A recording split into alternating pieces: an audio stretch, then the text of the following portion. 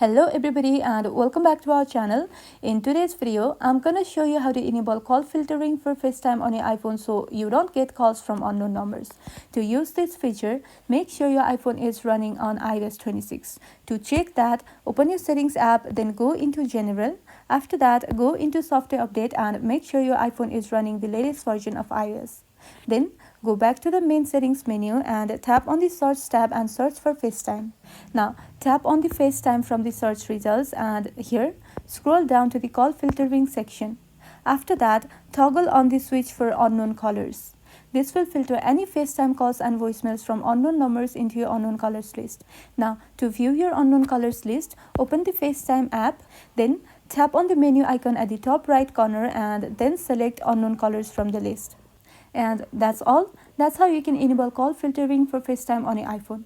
If you found this video helpful, don't forget to like and subscribe for more tech tutorials. Thank you for watching till the very end.